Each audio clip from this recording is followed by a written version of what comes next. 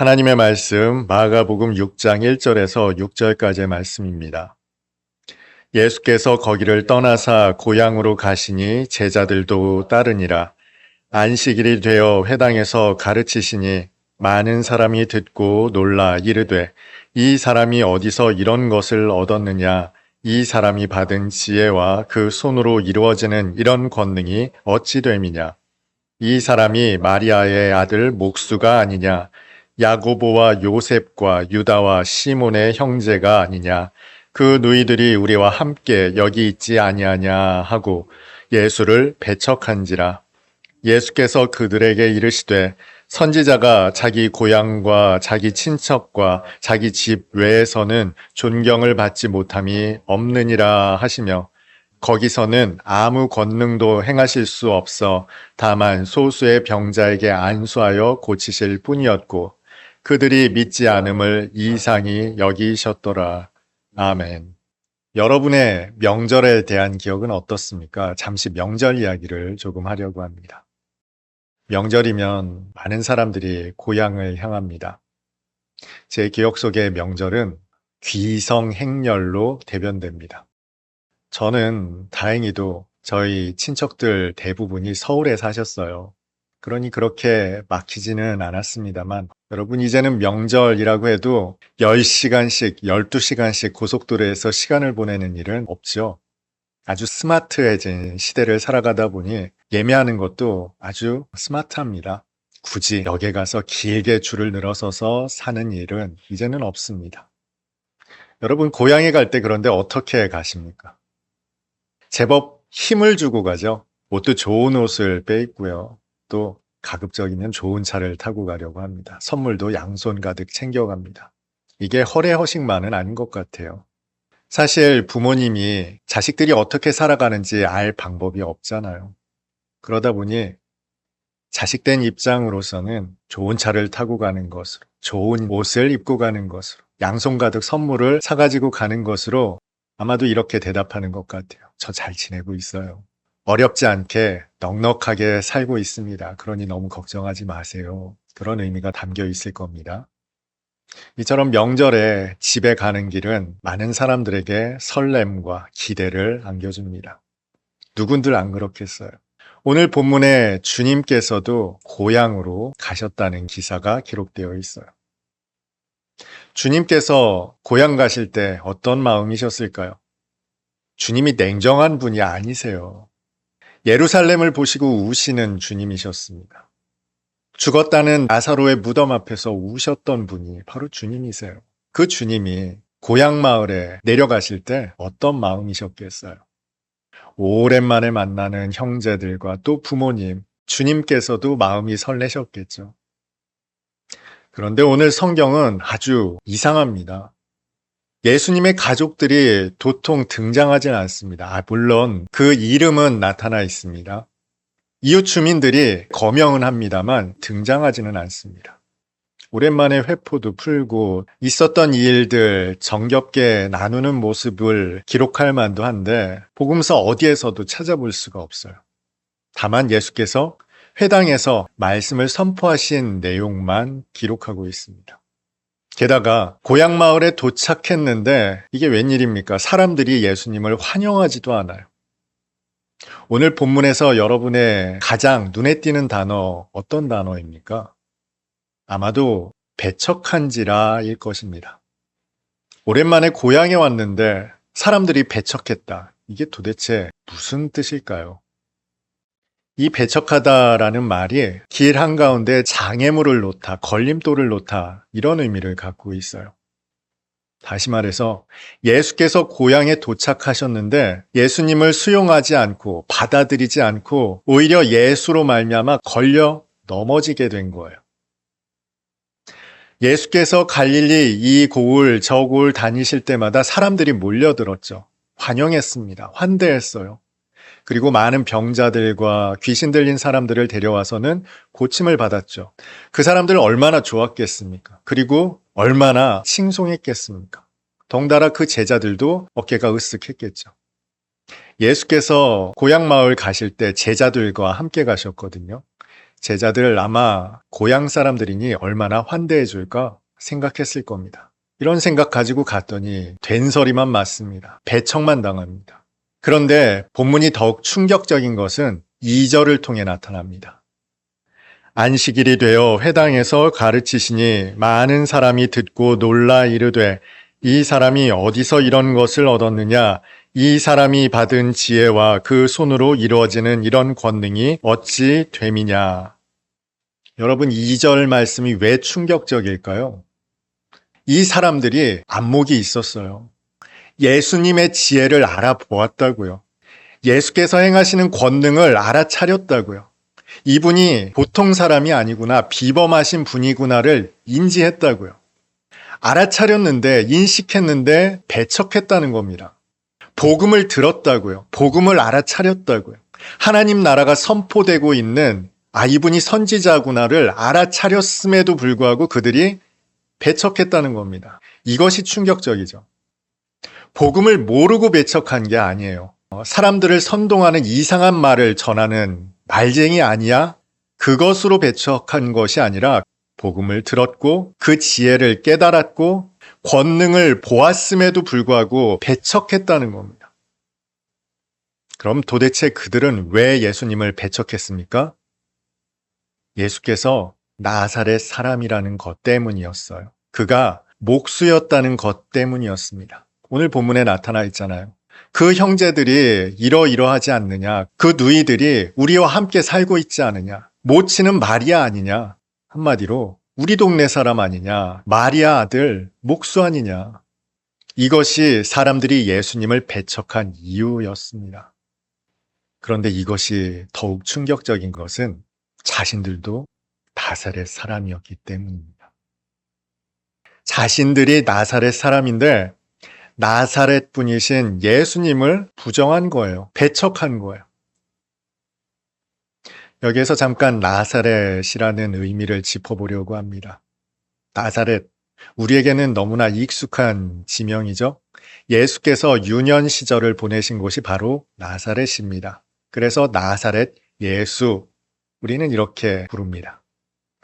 그런데 이 나사렛이라는 말이요, 당시에는 아주 하찮게 여길 때, 폄훼할 때 쓰이는 표현이었어요. 아마도 이런 표현일 겁니다. 촌딱, 촌놈. 나사렛은 그런 의미를 갖고 있었어요. 촌딱 예수, 촌놈 예수. 요한복음에도 나타나 있죠. 빌립이 나다나엘에게 소개합니다. 내가 선지자를 만났는데 나사렛 예수시다 라고 했더니 나다나엘이 이렇게 말합니다.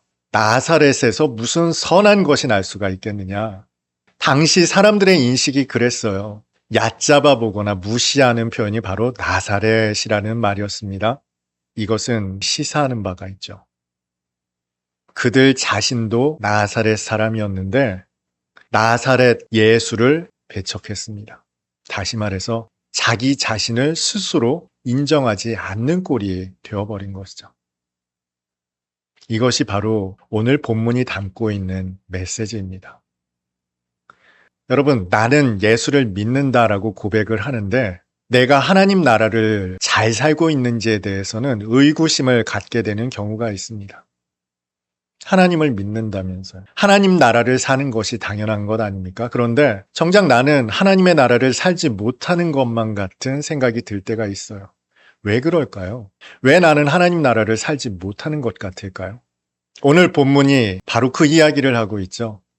예수님을 배척했던 모든 사람들, 그들 모두가 나사렛 사람이었습니다. 그런데 나사렛 사람이면서 나사렛 예수를 인정하지 못하는 거예요.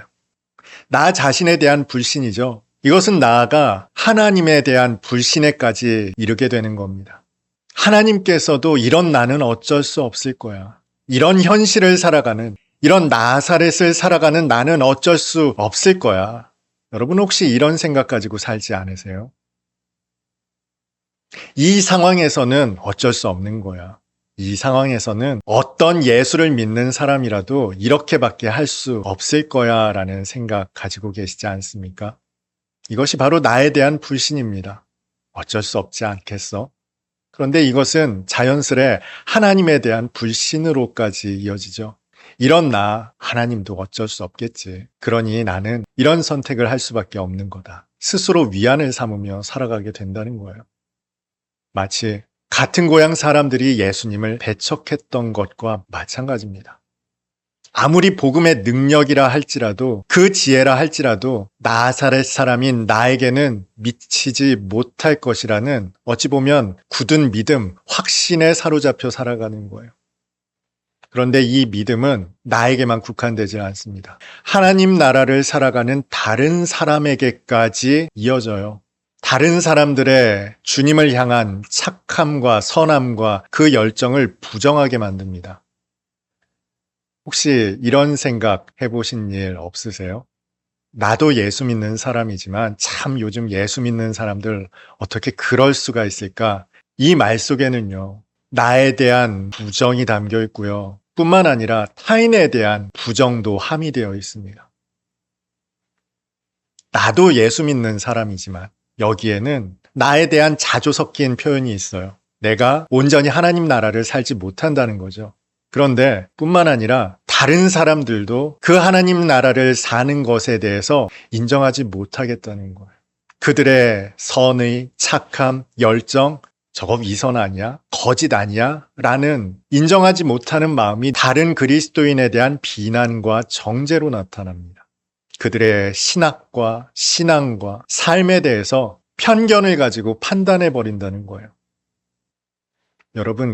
여러분이 비난하고 정죄하는 그리스도인, 그도 주님께서 핏값으로 사신 내 형제입니다. 그런데 언제부턴가 나도 그리스도인이지만 어떻게 그럴 수 있는가라고 정죄하는, 단죄하는 말이 우리 마음속에, 생각 속에 얼마나 익숙해졌는지 모릅니다. 그러다 보니 그 속에 역사하시는 하나님의 권능도, 하나님의 지혜도 인정하지 못하게 되더라는 거예요. 자만에 빠져서, 나의 우월감에 빠져서 타인 속에, 다른 사람 속에 역사하시는 하나님에 대해서 부정하더라는 거예요. 마치 오늘 나사렛 고향 사람들이 예수님을 배척했던 것과 마찬가지죠. 오늘 본문을 읽으며 사람들은 생각합니다. 내가 배척받는 예수님과 예수님의 제자들에 속한 부류라고 생각합니다만 오히려 정반대일 수 있어요. 오히려 내가 다른 사람들 속에 역사하시는 주님을, 하나님의 나라를, 그의 제자들을 부정하고 판단하고 정죄하는 예수님을 배척하는 입장에 선 사람들일지도 모른다는 거예요. 그 와중에 한 가지 궁금증이 있었습니다. 예수께서는 배척받으실 것을 모르셨을까요? 자신의 고향 사람들이 당신을 배척하실 것 모르셨을까요? 아셨겠죠. 아셨음에도 불구하고 왜 제자들까지 이끌고 고향으로 가셨을까요? 제자들에게 보여주시는 거죠. 훗날 예수께서 부활 승천하신 다음 이 제자들은 복음을 들고 방방곡곡을 다니며 하나님 나라를 선포하는 삶을, 교회를 세우는 삶을 살아가게 될 것입니다. 그런데 그 교회는 늘 하나님의 말씀을, 하나님의 나라를, 그 지혜와 권능을 우호적으로 수용하고 받아들이는 공동체가 아닐 수도 있다는 말씀을 해주시고 싶었던 겁니다. 그 말씀을 하시려고 제자들을 데리시고 당신의 고향으로 가셨어요. 제자들은 한껏 고무되었을 거예요. 예수님의 고향 마을이니 얼마나 융숭한 대접을 받을까, 또 얼마나 놀라운 표적을 보이실까 기대했을 텐데 오늘 본문은 정반대의 역사를 기록하고 있죠. 이것이 그리스도인의 실제입니다. 현실입니다. 이 땅의 교회들의 현실이기도 합니다. 교회를 비난하고 교회를 정죄하는 건 세상보다 오히려 교회입니다. 하나님의 지혜와 그 권능을 배척하는 것은 오히려 교회입니다. 교회라고 하니까 교회를 갱신해야겠다 생각하십니까? 아니라고요. 교회를 배척하는 것은, 하나님 나라를 배척하는 것은 오히려 나 자신이라는 거예요. 내가 다른 사람의 하나님 나라를 인정하지 못할 때, 그들에게 역사하시는 하나님의 지혜와 권능을 폄훼할 때 우리는 나사렛 사람들이 범했던 우를 똑같이 범하게 되는 겁니다. 다른 사람의 하나님 나라를 인정하지 못하면 나 자신도 하나님의 나라를 살지 못합니다. 여러분, 내가 왜 하나님 나라를 살지 못할까요? 다른 사람들의 그 풍성한 하나님 나라를 비난하거나 정죄하거나 폄훼하지는 않습니까? 핏값으로 그들에게 허락하신 하나님의 은혜와 긍휼과 자비하심을 하찮은 것으로 여기진 않으셨습니까? 나사렛이라는 이름으로, 목수라는 현실로 우리가 하나님의 은혜를 얼마나 배척하며 살아가고 있는지 오늘 하루 돌아볼 수 있었으면 좋겠습니다. 범사의 그를 인정하라, 이 말씀을 기억하신다면 다른 사람들 속에 있는, 우리의 교회 안에 있는 그 풍성한 하나님 나라를 인정할 수 있는, 그리하여 함께 누리고 만끽할 수 있는 오늘 예배드린 저와 여러분 다 될 수 있기를 주님의 이름으로 축복합니다.